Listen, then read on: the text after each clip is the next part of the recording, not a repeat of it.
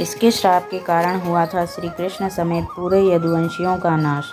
18 दिन से चल रहे महाभारत के युद्ध में रक्तपात के सिवा कुछ हासिल नहीं हुआ। इस युद्ध में कौरवों के समस्त कुल का नाश हुआ। साथ ही 5 पांडवों को छोड़कर पांडव कुल के अधिकांश लोग मारे गए। लेकिन इस युद्ध के कारण युद्ध के पश्चात एक और वंश का खात्मा हो गया था। वो था श्री कृष्ण जी का यदुवंश। गांधारी ने दिया था यदुवंश के नाश का श्राप। महाभारत युद्ध की समाप्ति के बाद जब युधिष्ठिर का राजतिलक हो रहा था, तब कौरवों की माता गांधारी ने महाभारत युद्ध के लिए श्री कृष्ण को दोषी ठहराते हुए श्राप दिया कि जिस प्रकार कौरवों के वंश का नाश हुआ है, ठीक उसी प्रकार यदुवंश का भी नाश होगा। गांधारी के श्राप से विनाशकाल आने के कारण श्री कृष्ण द्वारिका लौटकर यदुवंशियों को लेकर प्रयास क्षेत्र में आ गए थे। यदुवंशी अपने साथ अन्न भंडार भी ले आए थे।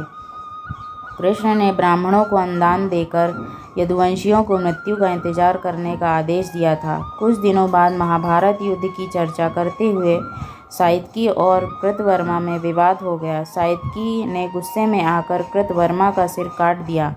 इससे उनमें आपसी युद्ध भड़क उठा और वे समूहों में विभाजित होकर एक दूसरे का संहार करने लगे।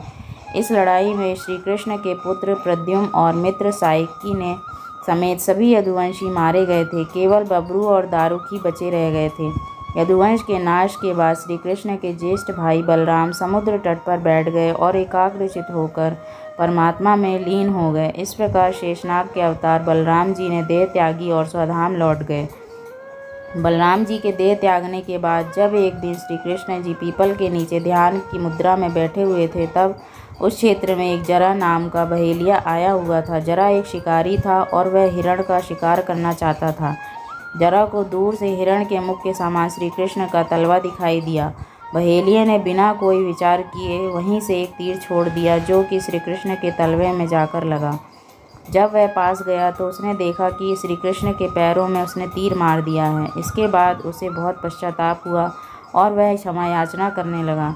तब श्री कृष्ण ने बहेलिये से कहा कि तू डर मत, तूने मेरे मन का काम किया है। अब तू मेरी आज्ञा से स्वर्गलोक प्राप्त करेगा।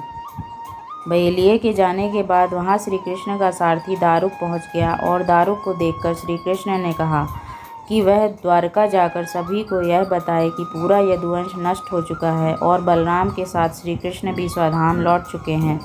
अतः सभी लोग द्वारिका छोड़ दो, क्योंकि यह नगरी अब जलमग्न होने वाली है।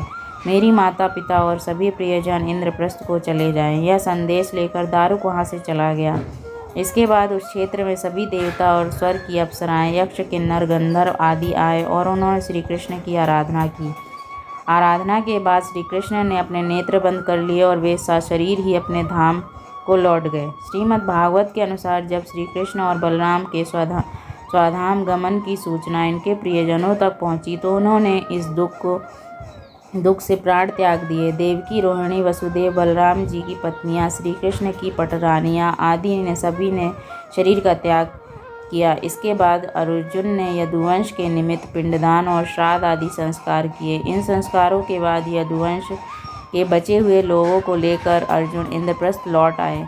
इसके बाद श्री कृष्ण के निवास स्थान को छोड़कर शेष द्वारका नगरी समुद्र में डूब गई। श्री कृष्ण के स्वधाम लौटने की सूचना पाकर सभी पांडवों ने भी हिमालय की ओर यात्रा प्रारंभ कर दी। इसी यात्रा में एक एक करके पांडव भी शरीर का त्याग करते गए। अंत में युधिष्ठिर सशरीर स्वर्ग पहुँचे थे। संत लोग यह भी कहते हैं कि प्रभु ने त्रेता में राम के रूप में अवतार लेकर बाली को छुपकर तीर मारा था। कृष्णावतार के समय भगवान ने उसी बाली को जरा नामक बहेलिया बनाया और अपने लिए वैसी ही मृत्यु चनी जैसी बाली को दी थी।